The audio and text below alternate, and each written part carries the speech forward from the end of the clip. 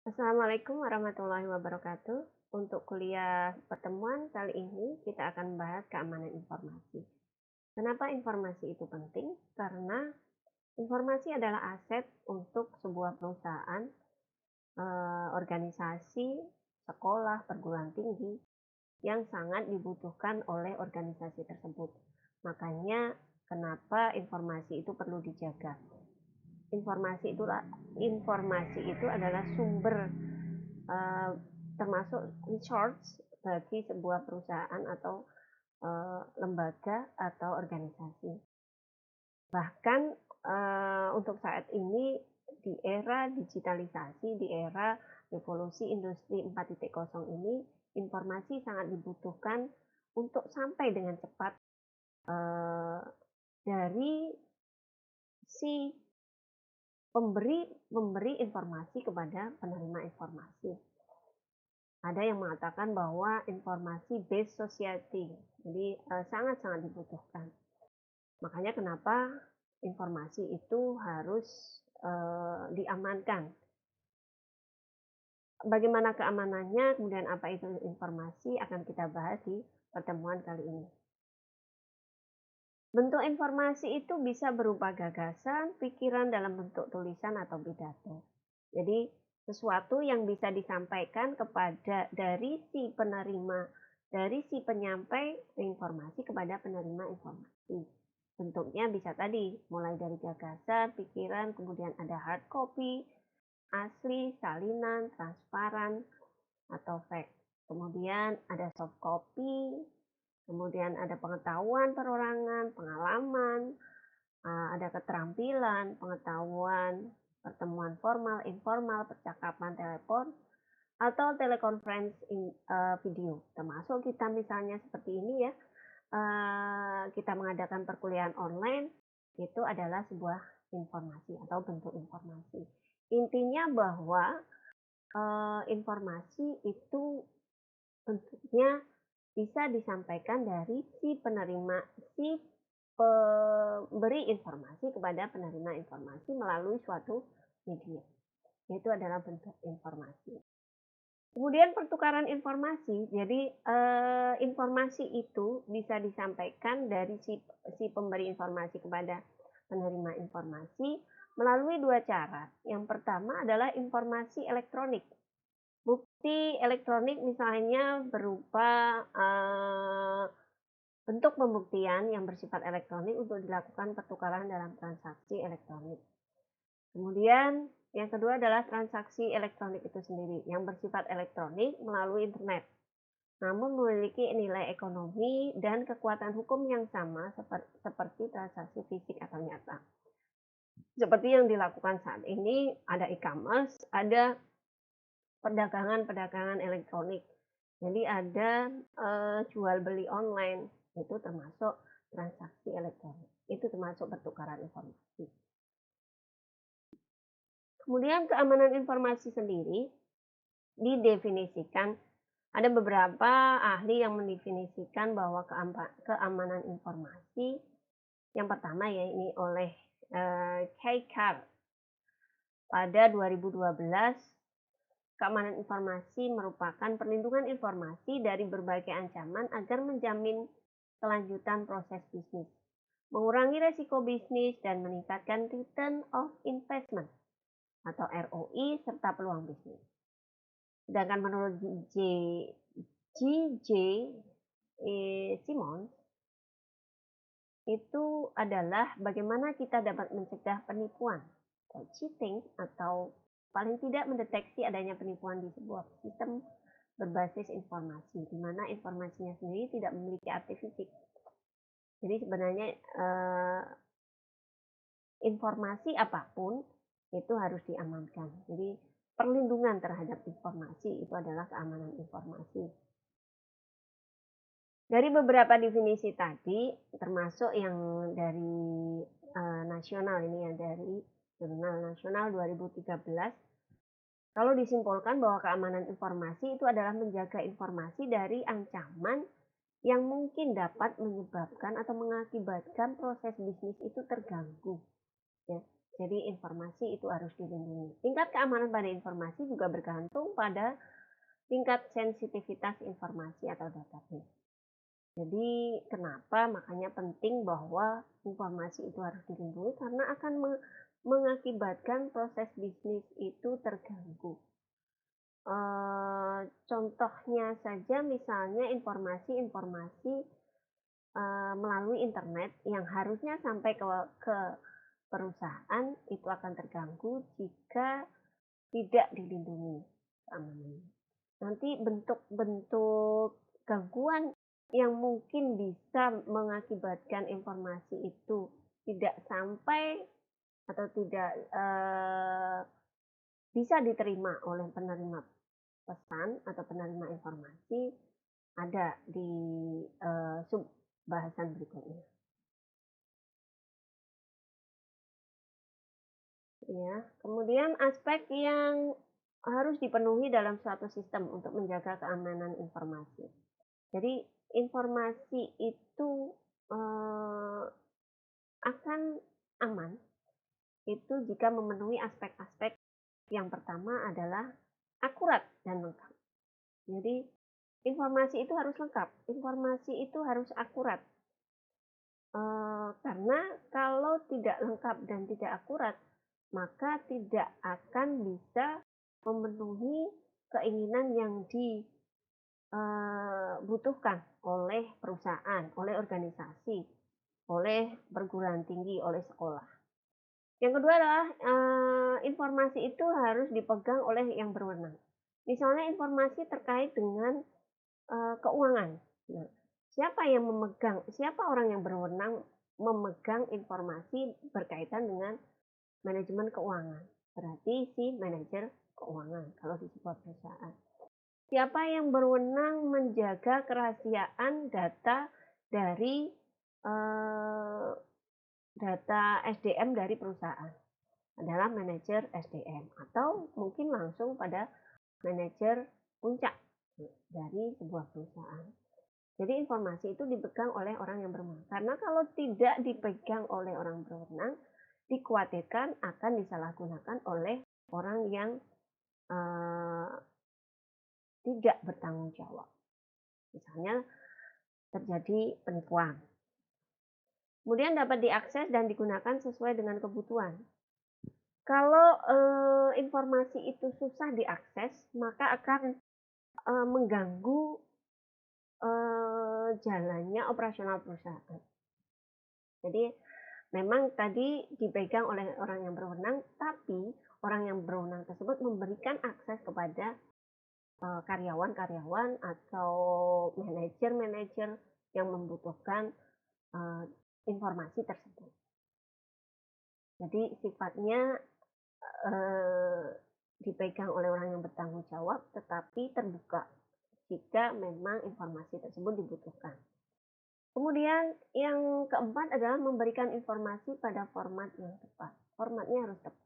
Itu adalah aspek-aspek yang harus ada dalam suatu sistem agar informasi itu terjaga dengan baik. Kemudian prinsip dasar informasi yang pertama adalah kerahasiaan. Artinya informasi dijamin hanya bagi orang yang berwenang, sehingga pihak yang tidak berhak tidak bisa mengakses informasi. Tadi itu sudah disebutkan di sebelumnya bahwa di aspek informasi itu bisa dipegang dan harus dipegang oleh orang yang berwenang, tetapi sifatnya tetap rahasia. Seperti misalnya informasi terkait dengan keuangan. Atau di sini dicontohkan misalnya seorang administrator tidak boleh membuka atau membaca email milik pengguna. Jadi kalau memang itu rahasia, dia tahu, seorang administrator tahu email yang ada di perusahaan tersebut, kalau memang bukan urusan seorang administrator tersebut, ya tidak perlu dibuka. Apalagi menyebarluaskan, misalnya seperti itu. Jadi harus rahasia. Yang kedua adalah integritas. Artinya informasi dijaga agar selalu akurat. Untuk menjaga informasi tersebut, maka informasi hanya boleh diubah dengan izin pemilik informasi. Yang ketiga adalah ketersediaan. Adanya jaminan ketika pihak berwenang membutuhkan informasi. Jadi ketika pihak yang berwenang itu memberikan informasi itu mudah diakses. Aksesnya mudah, bisa diberikan. Kalau sulit untuk mengaksesnya, maka akan mengganggu kegiatan atau proses yang ada dalam perusahaan atau organisasi. Kemudian dalam dalam keamanan informasi di teknologi informasi di sebuah perusahaan, itu ada dua masalah yang sering ditemui oleh perusahaan. Yang pertama adalah ancaman dan yang kedua adalah kelemahan. Ancaman ini, bentuk-bentuk ancaman ini bisa ancaman alam, ya. Misalnya terjadi bencana alam. Intinya adalah disebabkan oleh alam dan kita tidak bisa untuk mengendalikannya. Itu ada alam. Kemudian ancaman alam tadi misalnya kebakaran, kemudian banjir, kemudian tanah longsor dan lain sebagainya. Itu adalah ancaman alam. Kemudian yang kedua adalah ancaman manusia. Ancaman manusia ini adalah yang disebabkan oleh tindakan yang tidak bertanggung jawab yang dilakukan oleh manusia. Misalnya pencurian alat-alat hardware yang sarana dan prasarana yang terkait dengan pengadaan informasi, komputer, kemudian monitor dicuri oleh orang. Itu adalah ancaman manusia. Ancaman lingkungan ini terkait dengan lingkungan yang ada di sekitar. Misalnya lingkungan yang ada di sekitarnya. Hampir mengarah kepada ancaman alam. Ya, kemudian kalau tadi masalah yang sering dihadapi terkait dengan keamanan informasi oleh perusahaan, yang pertama itu adalah ancaman manusia, ancaman lingkungan, dan ancaman alam. Maka yang kedua adalah kelemahan. Cacat atau kelemahan dari suatu sistem ini mungkin saat mendesainnya ya, menetapkan prosedur dan mengimplementasikannya. Itu bisa yang menyebabkan adanya kelemahan dalam suatu sistem pada saat pembuatan sistem tersebut. Ada 3 pendekatan yang harus dilakukan dalam keamanan informasi. Yang pertama adalah pendekatan preventif. Ya, jadi sebelum terjadi suatu masalah, ya, tadi berupa ancaman ataupun kelemahan, maka dilakukan terlebih dahulu pencegahan. Ini kalau dari sisi manajemen bisa dilakukan dengan yang dinamakan manajemen resiko. Dihitung resiko-risikonya yang mungkin akan terjadi, yang ditimbulkan baik itu oleh alam, oleh ancaman manusia, ancaman lingkungan, ataupun kelemahan. Jadi bisa dilakukan dengan perhitungan semacam biaya yang dianggarkan jika ancaman tersebut terjadi atau kelemahan tersebut terjadi. Jadi bisa ditangani atau bisa dicegahnya. Kemudian yang kedua, atau bisa dengan selain manajemen resiko tentang anggaran, bisa manajemen resiko yang lain. Kemudian yang kedua adalah pendekatan detektif, bersifat mendeteksi dari adanya penyusupan dan proses yang mengubah sistem dari keadaan normal menjadi keadaan abnormal. Jadi dideteksi. Ini mungkin berbeda dengan preventif. Kalau preventif tadi sebelum terjadi sudah dicegah agar tidak terjadi. Detektif ini adalah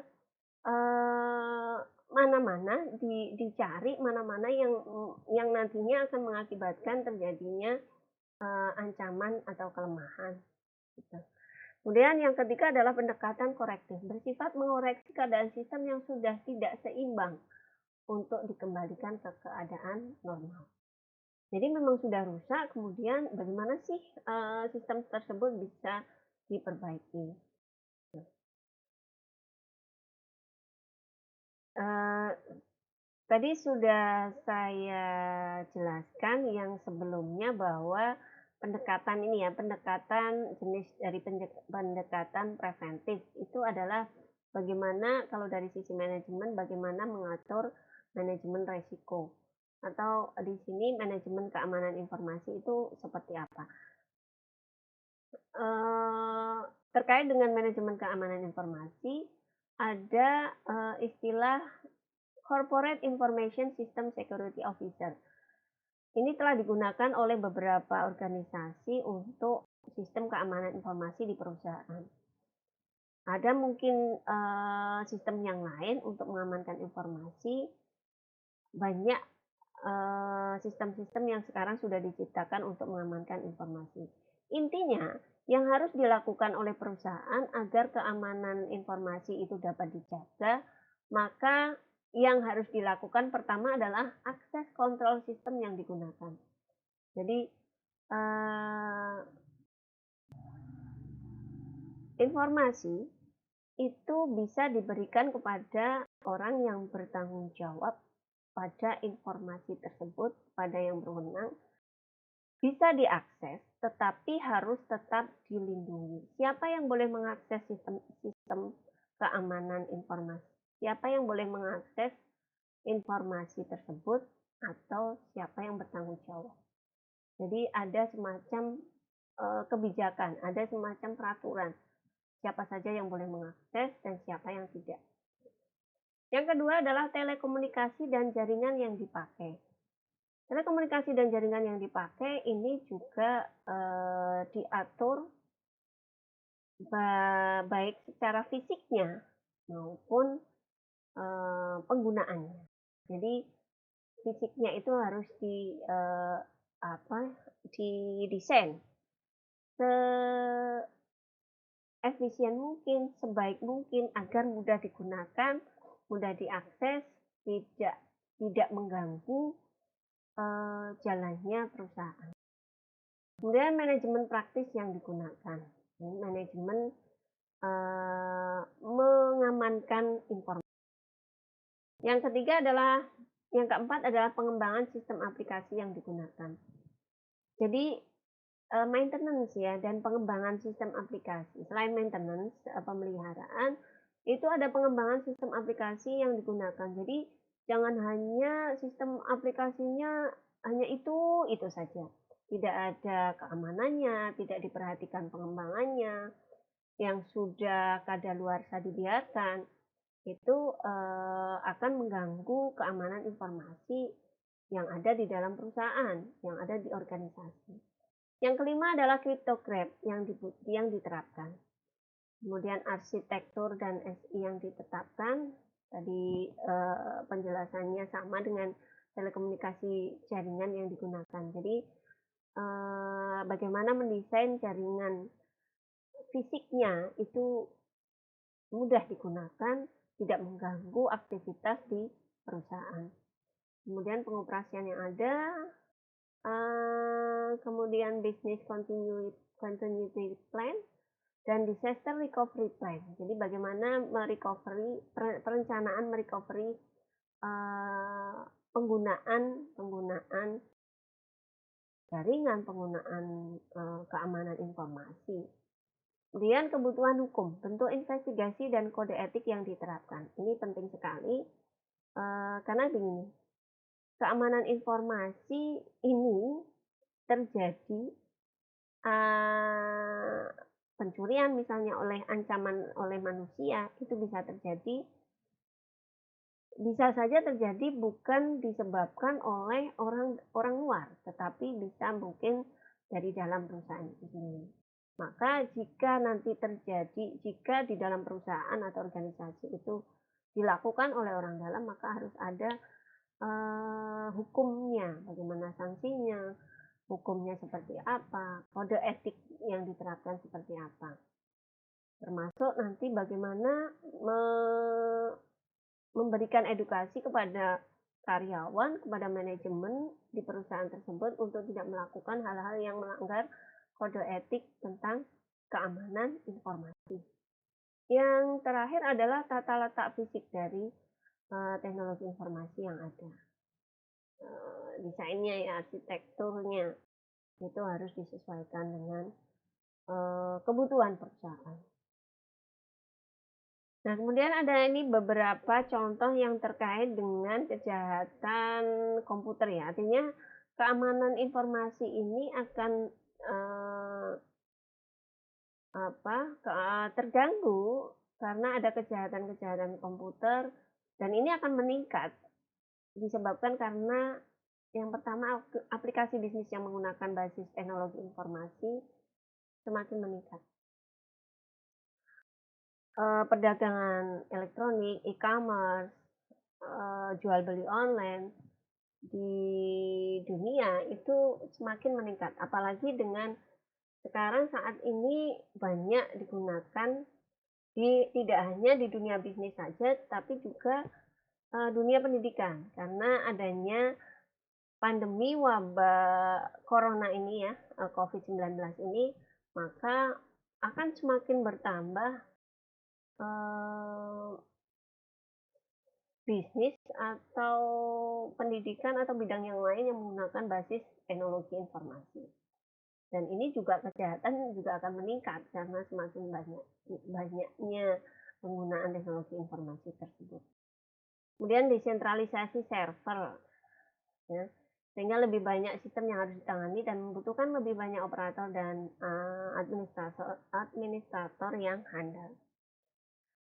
Yang ketiga, bisa disebabkan oleh transisi dari single vendor ke multi vendor.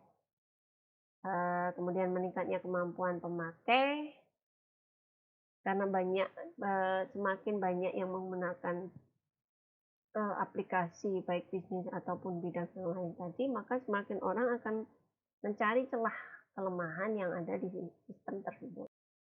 Kemudian kesulitan dari penegak hukum untuk mengejar kemajuan dunia komputer dan telekomunikasi yang sangat pesat. Maka harus ada peningkatan kemampuan tidak hanya yang terkait dengan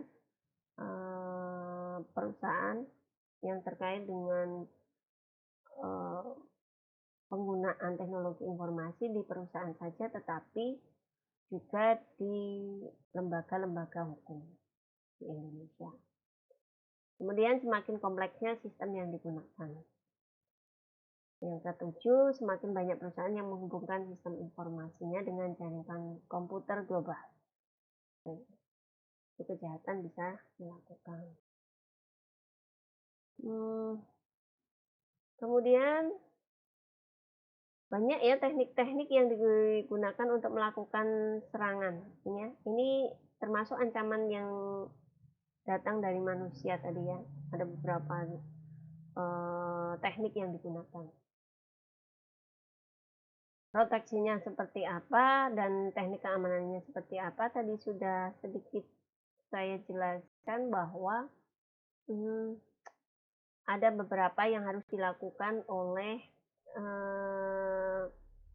organisasi, oleh perusahaan dalam melakukan proteksi keamanan informasi. Yang pertama dengan access control system tadi ya, kemampuan untuk memperbolehkan pemakai yang berhak atau user yang berhak untuk menjalankan program atau memproses sistem atau mengakses sumber daya. Ini tadi sudah saya jelaskan. Kemudian ada telekomunikasi dan jaringan keamanan. Kemudian ada security management practice, information risk management, application and system development security, ini bisa dilakukan. Keamanan untuk kendali yang terkait dengan pengembangan sistem informasi, jadi pengembangan sistem. Jadi tidak, kalau tadi di sebelumnya sudah saya jelaskan bahwa tidak hanya maintenance saja, tetapi pengembangan sistem yang ada, terutama terkait dengan pengamanan informasi. Kemudian cara yang lain adalah kriptografi, teknik penyandian yang dilakukan dalam mengirim data melalui internet guna menyembunyikan informasi tersebut dari pihak lain. Jadi bisa dilakukan penyandian. Biasanya banyak kenapa informasi itu mudah diambil atau mudah dicuri karena tidak ada penyandian yang mungkin bisa dilakukan bertingkat gitu ya. Kemudian security, arsitektur, dan model. Tujuannya untuk mengetahui berbagai konsep, prinsip, dan standar untuk merancang dan mengimplementasikan aplikasi, sistem operasi, dan sistem yang aman. Jadi pembuatan model dan desain tentang pengamanan informasi. Seperti sudah saya jelaskan sebelumnya, jadi jaringan secara fisik itu diatur atau didesain seefisien mungkin, sebaik mungkin agar tidak mengganggu operasional perusahaan. Yang terakhir adalah operation security. Jadi melakukan keamanan operasional perusahaan. Bisa secara fisik atau bisa sistemnya. Jadi kalau fisik itu melindungi perusahaan, keamanan perusahaan yang mendukung keamanan informasi perusahaan atau informasi itu sendiri. Kemudian disaster recovery and business continuity plan. Nah, ini bisa dilakukan guna menjaga bisnis tetap beroperasi meskipun mendapat gangguan. Identifikasi biasanya perencanaan ini dilakukan untuk menghindari ancaman berupa ancaman lingkungan dan alam. Ya, karena memang perusahaan tidak dapat mengendalikan ancaman tersebut karena sifatnya tidak terduga. Mungkin kalau terkait dengan cuaca itu bisa misalnya hujan, menghindari banjir itu bisa diatasi ya. Bulan apa bisa banyak terjadi hujan gitu, kemudian bisa dihindari. Tetapi bencana-bencana yang lain itu tidak bisa kita bisa mengendalikannya. Kemudian law, investigation, and etika ya, jadi hukum, investigasi, dan etika, kode etik dalam penggunaan informasi yang bertujuan untuk mengetahui berbagai jenis aturan yang terkait dengan kejahatan komputer, legalitas transaksi, dan elektronik. Kemudian psychosecurity, ini keamanan yang bersifat fisik ya, tadi sudah saya jelaskan, misalnya dengan menyiapkan satpam misalnya atau security lembaga atau perusahaan tersebut. Kemudian auditing yang bertujuan untuk mengetahui konsep dasar auditing sistem informasi terkait dengan masalah keamanan sistem informasi. Jadi ada evaluasi, ada yang dilakukan oleh perusahaan terkait dengan keamanan informasi. Ada ini Undang-Undang Informasi dan Transaksi Elektronik tahun 2016. Ini udah lama ya. Kemudian itu yang terkait dengan transaksi elektronik. Demikian untuk kuliah pada kesempatan ini. Kita ketemu di kesempatan lain. Terima kasih atas atensinya. Saya ucapkan wassalamualaikum warahmatullahi wabarakatuh.